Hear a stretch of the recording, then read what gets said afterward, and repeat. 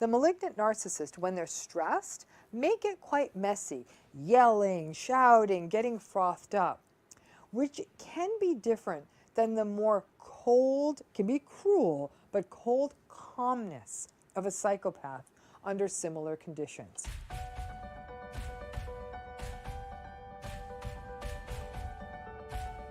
Today, we're going to be taking on the issue of the malignant narcissist. So today in part 1, we're going to have an introduction to all of that.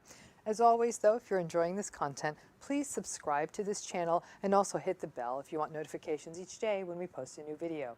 So let's talk about the malignant narcissist. Now, this is sort of like kind of the most frightening series of episodes in this, because this is where narcissism can feel downright dangerous, more than it usually does. And I often consider malignant narcissism to be the last stop on the train before it turns the direction towards psychopathy. But there are major differences between malignant narcissism and psychopathy. And we're going to talk more about that in a moment, because the distinctions between the two become very important in understanding all of this. So, what is malignant narcissism? It has the same base as all narcissism: little or limited capacity for empathy, entitlement, grandiosity, validation seeking, arrogance, superficiality, all the usual stuff. But in the malignant narcissists, we also observe some other patterns we don't tend to see as much. We can, but not as much in the other narcissistic styles. And these include exploitativeness, manipulativeness, coercive control, and a sense of being very controlling. There is a meanness, a menace, and a cruelty to malignant narcissists that isn't typically observed in other forms of narcissism. Now, as a rule, malignant narcissists are very deceitful. They lie regularly to suit their purposes and to protect their interests and their fragile egos.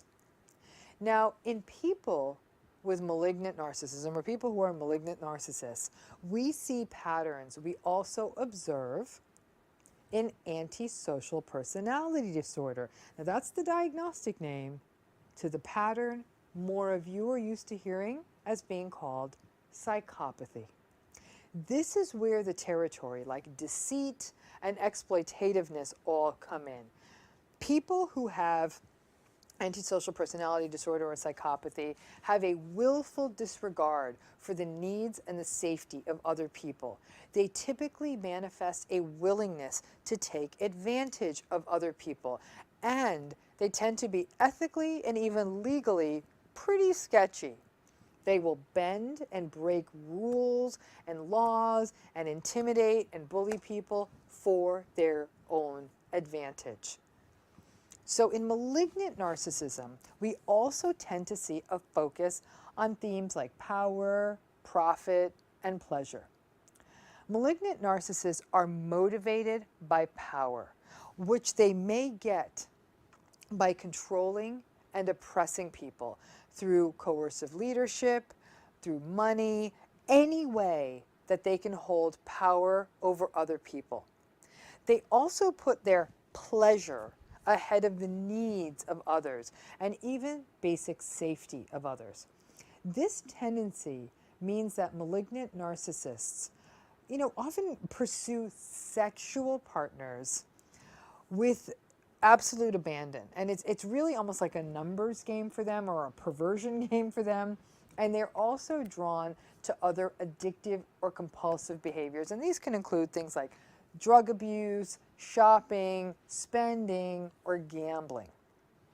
Now, some people may even describe malignant narcissists as being sort of intense, because a malignant narcissist has an almost obsessive focus on the things that bring them power and pleasure. And frighteningly so, This is one of the reasons malignant narcissists become very successful. They become so focused on making money that that's their everything. Now, malignant narcissists can also be quite aggressive. And that aggressiveness can be manifested physically through violence, but also through very psychologically abusive displays of anger, insults, and interpersonal cruelty towards other people. These could be their partner, their family, their friends, anyone. Now, in this way, it's not surprising that malignant narcissists are at a much higher likelihood of abusing their partners and family members, other close associates, and even anyone else who might be in their purview. That could include people that are employees, and that could also include people who are business associates. So interestingly, one pattern we also tend to see in malignant narcissism is almost borders on paranoia. This came up also when we talked about covert narcissism, but this goes well beyond the usual hypersensitivity we see in more classical, grandiose narcissists. So, for example, being overly sensitive even in the face of a constructive critique or normal feedback, or just feeling chronically victimized.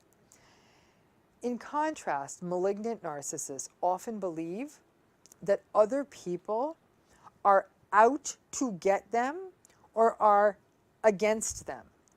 They will often hurl all kinds of unfounded, unsubstantiated accusations about the loyalty or the honor of other people around them. So, for example, they may do something like accusing a partner completely wrongfully of cheating, or they might accuse a family member or a business partner of cheating. You know, ironically, it is far more likely that they are the one that is engaging in the shady, unethical behavior that they would be accusing someone else of. It's as though they're taking so much advantage of other people, they must be assuming everyone else is doing it to them too. They may have all sorts of elaborate security systems on computers and their homes and never let their phone out of their sight. It's actually a signature move. They'll take their phone into the bathroom rather than leave it on the table, even if you're there at the table with them. They can even fall under believing in sort of conspiracies and believing that other entities like businesses or governments are out to get them and harm their business interests in one way or another. Their paranoia, and this is where it gets interesting, their paranoia can often fuel their rage. So this just isn't your good-natured conspiracy theorist that you can sort of laugh at and sort of joke about. These are people who really angrily, sometimes even violently rage at people they incorrectly believe are out to harm them. And that can make any form of relationship with them quite challenging because it is sort of very paranoid and it's really not based on anything in you. It's very much their vulnerabilities and their sensitivities. Now, in some ways, their paranoid fears may be actually somewhat founded because they have harmed and screwed over so many people that in fact someone may be coming out to get them. But it isn't that simple. They really do view the world through a lens of threat. And frankly, it is likely a projection. They are so sort of committed to manipulating, exploiting, and harming other people that it is also quite possible that they project that behavior and intention onto other people. Now, personally, I think that malignant narcissism really lines up beautifully with the work of Paul Hewson Williams, who in 2002 wrote a paper about something called the dark triad. The dark triad is comprised of narcissism. You already know narcissism. You know it better than any student I've ever worked with. You got this.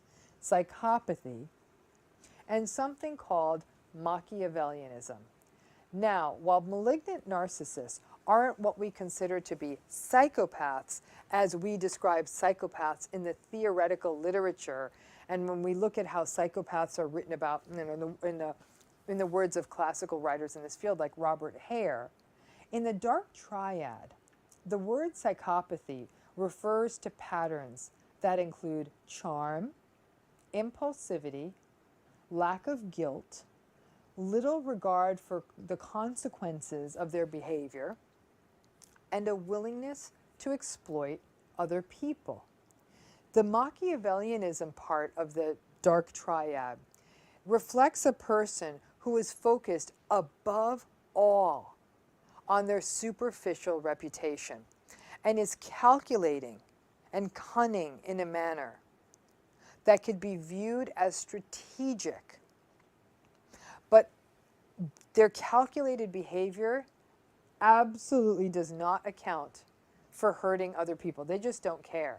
They don't care about being unethical, and they're absolutely willing to bend and move the rules to their own convenience to achieve their goal. And the triad, the dark triad, is just wrapped up in a bow of a whole bunch of other personality patterns, including being disagreeable, being callous, and being dishonest. This is not a nice pattern, and yet take a good hard look at lots of leaders out there, world leaders, local leaders, corporate leaders, educational leaders, and they fit the dark triad model quite well. Now, listen, as much as I'd love to, I'm not going to get into the philosophical argument of why we have fallen so far in our societies. If you want that, go read my book, because it's in there. But for now, let's stick to how this pattern looks.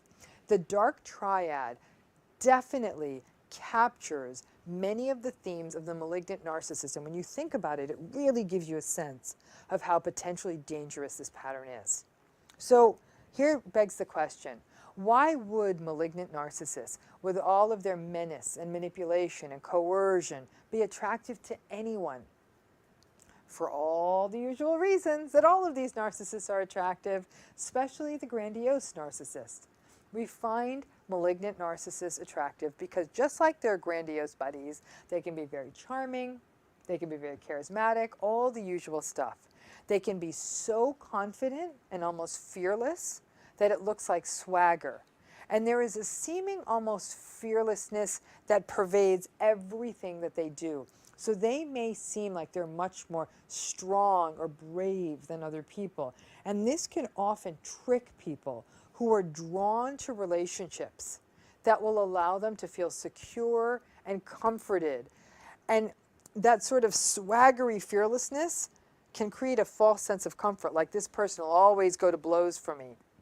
It's a very, very dangerous precedent I've seen in many relationships with malignant narcissists. Now, malignant narcissists may also tend to come on a bit strong.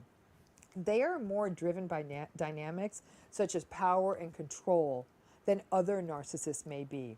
And sadly, these initial peeks in at how controlling that they are can be misinterpreted as someone who's really into you because it's so intense. And this intensity can easily be misinterpreted as intense interest or intense passion rather than as being the foreshadowing of menacing and potentially dangerous control. Because they are so manipulative and exploitative, early on, they may actually seem quite attentive. And just like the wolf in Little Red Riding Hood, they'll give you that, the better to know you, my dear. It's creepy and it's unsettling. Now, in that early stage, though, a lot of their intensity is on intelligence and information gathering about you. They're learning your vulnerabilities, your pressure points, and soon enough, they will turn around and use all that information they gathered to frighten you, control you, and manipulate you. These relationships, sadly, almost pull for a dynamic of obedience. A person may pretty quickly fall into exactly what the malignant narcissist wants. And there's a complex set of reasons for why people almost get into this sort of obedient framework with the malignant narcissist. This can include fear of their overpowering rage, hope that you might win them over if you do exactly what it is they want you to do, as well as long-standing patterns that may have long predated the malignant narcissist in your life of having to capitulate or give in to narcissists since you were a child. And this sort of paralysis of fear is what allows malignant narcissists to draw people in and keep people in. People want to believe the narrative. And malignant narcissists are selling the narrative that they want to believe. Malignant narcissists are the best salespeople around. And they will just keep you on the hook, dangle it there, future faking, whatever it takes to keep you there, until they get what they want from you, and then cut you off and leave you to suffer with no or little conscience. I told you, with malignant narcissists, we often make them our leaders. They could be a local leader, they could be a club leader, they could be a national leader, because we often view them as bold, outspoken, and courageous. And that's often because they are so callous, so they're so willing to make those uncomfortable and unpopular decisions, but the decisions they make are the decisions that will get them what they want. If they just happen to line up with making profits or what other people want at that time, interestingly, people will just blindly go along with their dangerous behavior. And it's interesting because it's this blindly following and not recognizing the malignant narcissists are just doing what works for them. It's in this way that many people end up with malignant narcissistic bosses. They believe the hype. And in many industries out there, it's so sad, law, medicine, academia, finance, you name it, it can feel like you have to go through a hazing ritual to come up the ranks. As a result, the malignant narcissistic leaders are able to get away with their horrific treatment of other people because people think it's just sort of part of the process of working in that particular workplace or industry. So that was sort of an introduction to malignant narcissism, which by now you're thinking, yikes, this actually feels a bit more dangerous than the other kinds of narcissism we've heard about and actually you're going to hear about. And it kind of is. In terms of violence being perpetrated by narcissists, it's very often this. But overall, where it is most compelling with the malignant narcissist, as you're seeing, is this almost menacing, overpowering, unethical, willing to break all the rules, no holds barred narcissism that bizarrely is both enticing and terrifying. Where does a malignant narcissist come from? Now, one would say a very scary place, because these are actually the narcissists that may, in early life, have experienced more significant early life disruptions in attachment or even trauma and abuse in those years of their life. Now, their callousness is likely a defense against these early hurts they experienced, and their contempt for intimacy in such a cruel manner may emanate from early years in which attachment did not proceed in a healthy way. These are patterns they may have shaped and learned through having a cruel parent or other caregivers, or even be a byproduct of other environmental factors, including the deprivations associated with poverty, unrest, community violence, or other factors that might have required a hardening to survive. And all of that, coupled with disrupted attachment, can easily result in a malignant narcissistic pattern. Their need for control can also be a result of early chaos that they are forever trying to master by controlling, manipulating, and exploiting other people. The differences between malignant narcissism and other forms of narcissism really come down to the propensity or the likelihood for a more interpersonally aggressive and antagonistic stances such as exploitation, manipulation, coercive control that we see in malignant narcissism. Now, while all narcissists are vulnerable to rage and lashing out, the malignant narcissist menace may be a combination of frightening rage and quiet menace, and all of it is unsettling. The cruelty of malignant narcissism can make it feel like something far more dangerous than grandiose narcissism. They also may not be as likely to lean towards consistently being a victim in the way that a covert narcissist would, but they would be more calculating about it. They may, for example, in an intentional way, parade themselves as a victim to win support and rally people over to their side of an issue or something. Now, vindictiveness is a pattern that cuts across all forms of narcissism, but it's particularly pronounced in malignant narcissism. When it comes down to it, the reason that narcissistic individuals can be so difficult in legal proceedings, divorces, workplaces, and even in day-to-day life is their single-minded obsession with winning. And this obsession is not only magnified in malignant narcissism, it becomes cruel. Their obsession with winning feels less about winning and more about pure vindictiveness and just making you pay. In that way, it's not enough for them to divorce you, but then they have to punish you financially and then punish you on key issues that they may not even be interested in, like custody. It's not enough to break up with you. They need to engage in a smear campaign. It's not enough to make you look bad at work. They have to attempt to defame your reputation to everyone.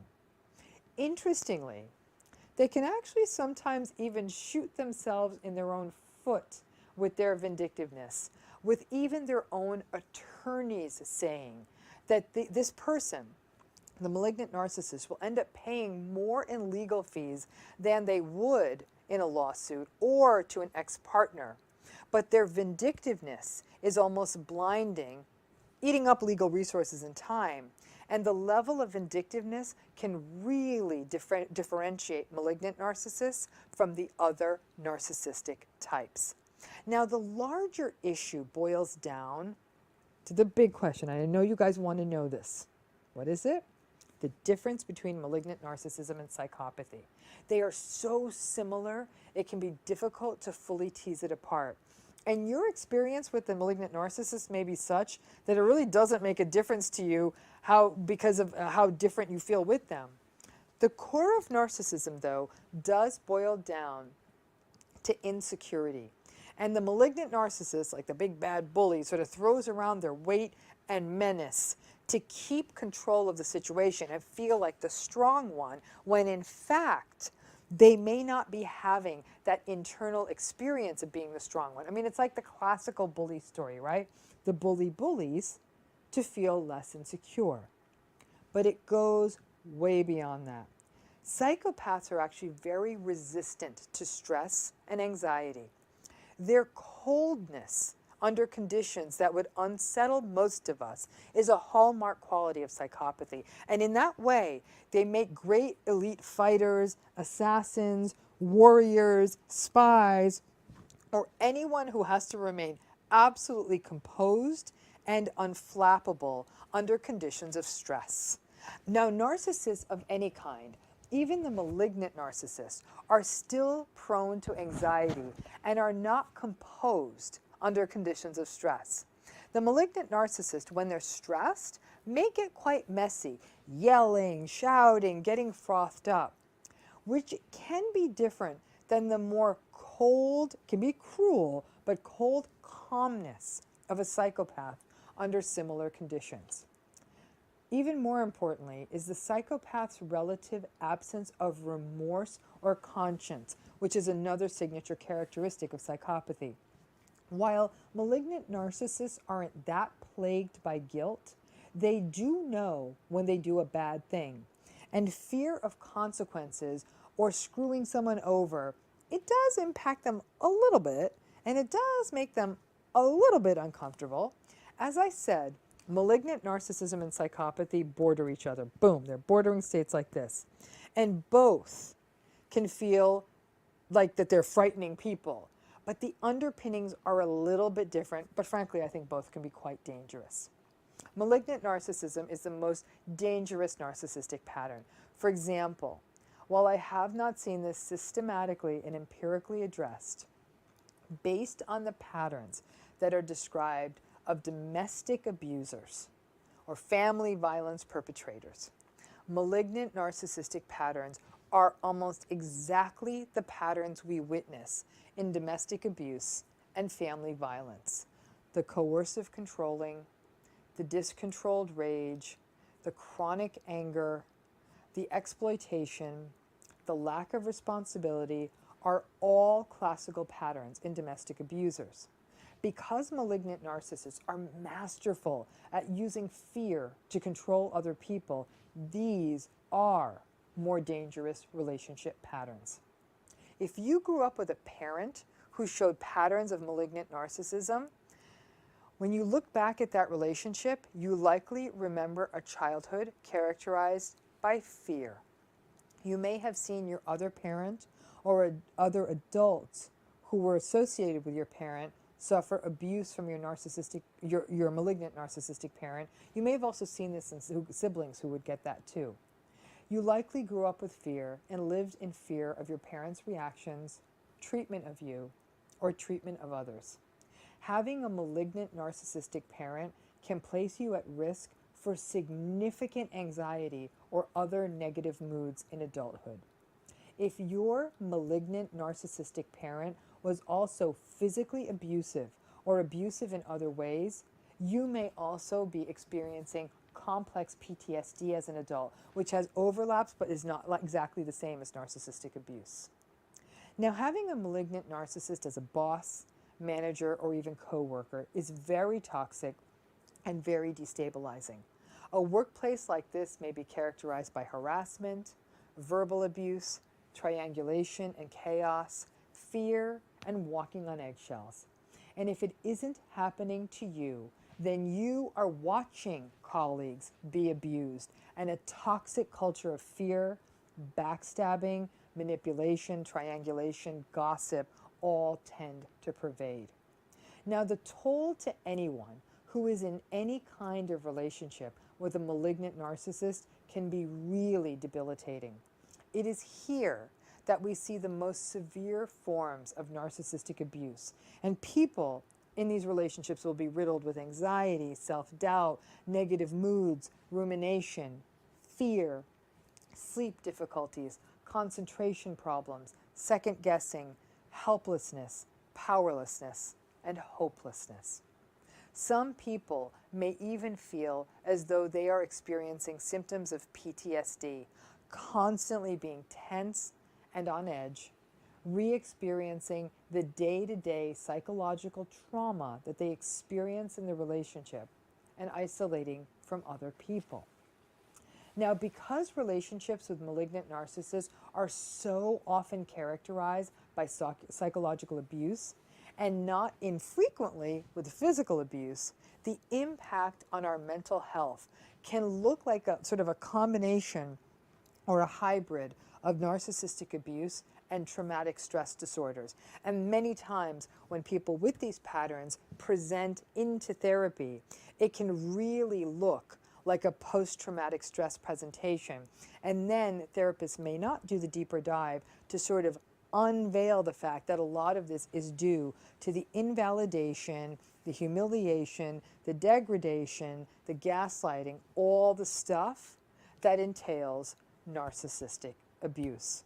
So I hope as we go on that you're getting some more clarity on how close malignant narcissism is to traditional psychopathy and some of its impacts, particularly if this was your parent. These are often very abusive, fear-filled, menacing households in which you may have witnessed domestic violence between your parents. And we also know that people who grow up witnessing physical abuse in their families of origin, there can be some very, very negative downstream effects for your mental health in adulthood. In some ways, understanding these patterns, though, can open your eyes up to some of this to help you do the deep dive in some of your growth. Now, we've been talking about this. Despite how damaging these relationships are, many people find it very difficult to leave them, and that makes sense. The primary reason these relationships can be so difficult to leave is fear. Fear of the malignant narcissist's vindictive behavior, or if it is a behavior characterized by violence or threats of violence, it may literally be dangerous. The psychological abuse, especially the manipulation and the exploitation, mean that many people in these relationships are very confused and may even blame themselves and believe the twisted accusations and gaslighting and lies of the malignant narcissist with whom they're in a relationship.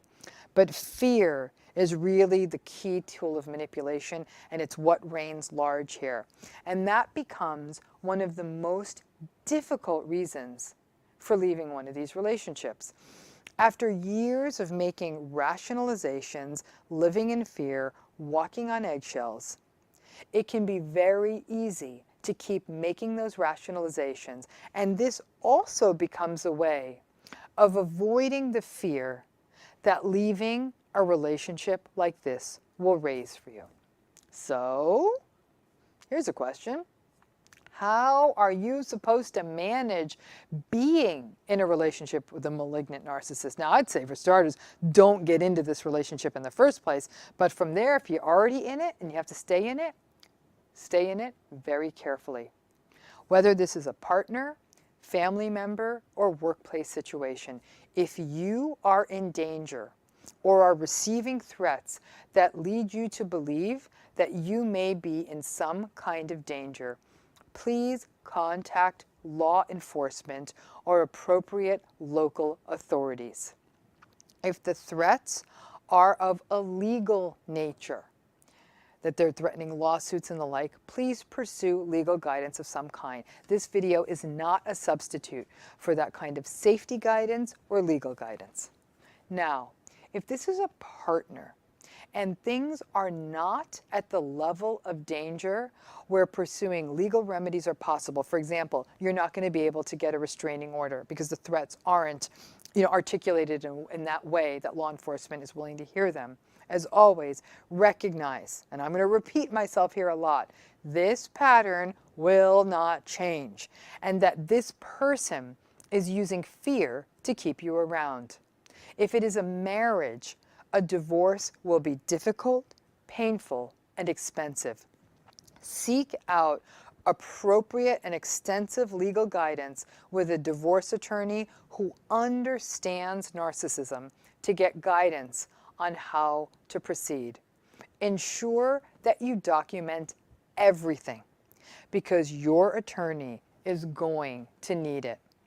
And if it is not a marriage or there are not custody issues afoot, then it comes down to recognizing that these patterns are not going to change.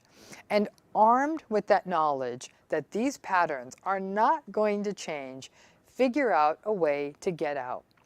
When you decide to leave, though, you need to be prepared to endure rage, manipulation, cruelty, and even smear campaigns. You will need to be steadfast and just put your head down and focus on getting out. However, for some people, trying to get out is not possible. It's too scary. It's not financially possible. Many other reasons. If you do decide you have to or you're going to stay in a relationship like this, recognize once again that the likelihood and the probability that these patterns will not change. And if there is a day that you think down the line that you may want to leave, and it's especially if it's a marriage situation, you need to start documenting now, even if you don't think you're going to leave for years. It's also important that if you do stay, that you start rallying support. to the degree that is even possible, friends, family members, and therapy. This kind of support will give you the reality checks you need, honestly, to stay sane. Many times, relationships with malignant narcissists mean isolation from other sources of support and information. Figure out a way to maintain support in your life. Now, if this is a workplace situation, document, document, document. It is literally the only tool you will have if things keep getting worse to protect yourself, especially if you need to get out of the situation.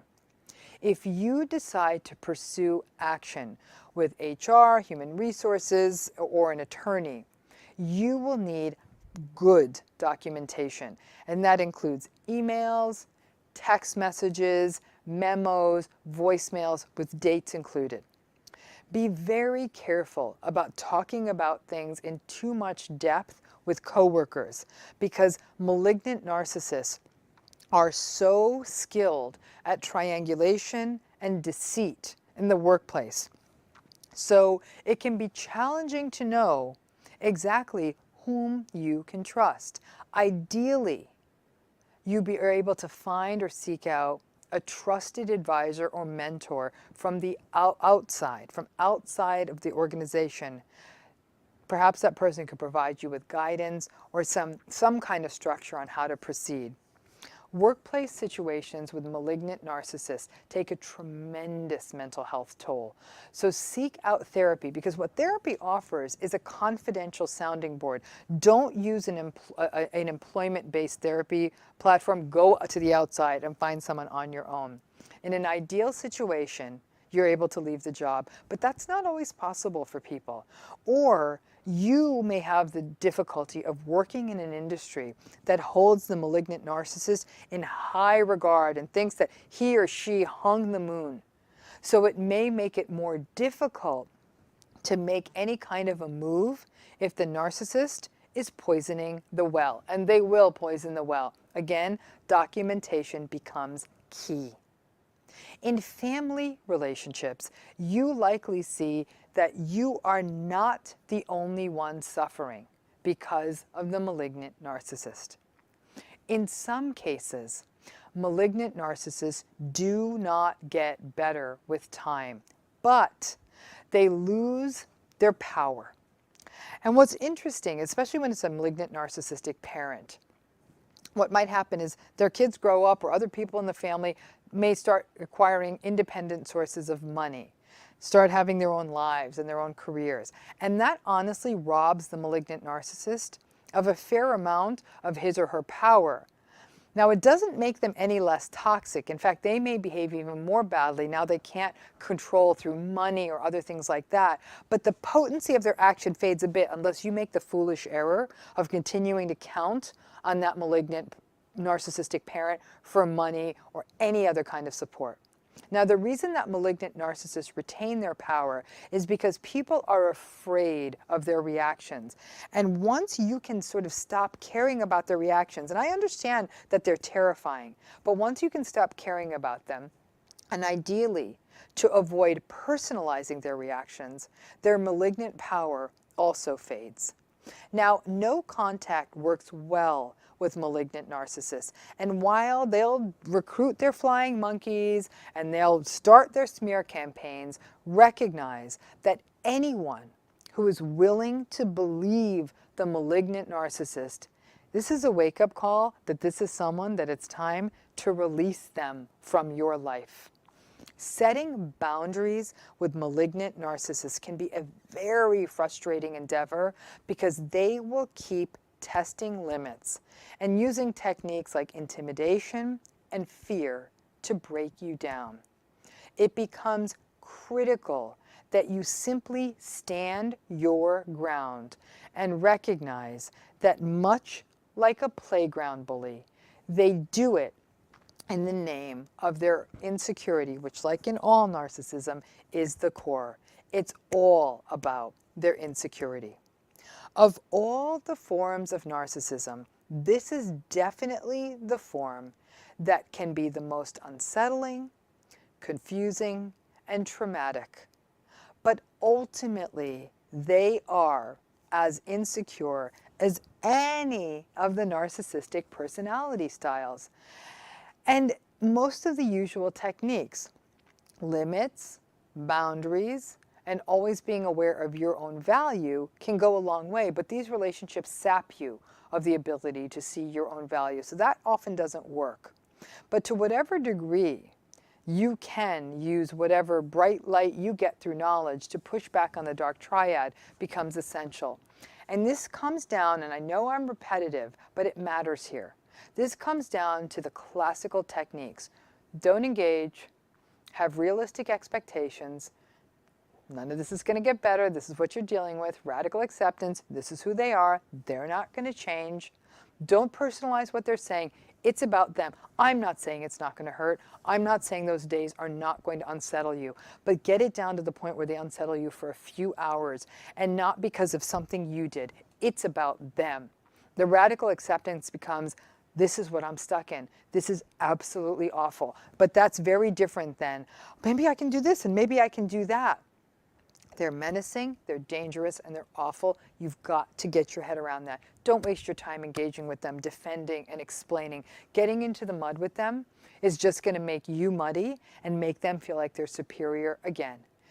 Gray rocking, not engaging, having boundaries, and finding outlets for the exhaustion, the depletion, and the fear that these relationships create are important parts of a healing and coping plan from the narcissistic relationship. If you do manage to get out, therapy, and even therapy that's focused on trauma, because these relationships can be quite traumatic, become absolutely critical steps in healing from this type of narcissistic abuse at the hands of a malignant narcissist can often be the most toxic of all. I do hope that this 3-part series within a series has taught you about the menace, the danger, the challenges, and the impacts of malignant narcissism, as well as giving you some ideas, thoughts, and techniques about what to do if you stay, what to do if you go, and how to cope with it in the day-to-day and in the long term. Please stay tuned to this series, because we're going to be taking on different kinds of narcissistic types, breaking it down in exactly the same way. And so until then, hope you're enjoying this, and if you are, please subscribe to this channel, hit that subscribe button, or hit the bell, and hit the bell to get notifications on our ongoing content. Thanks again.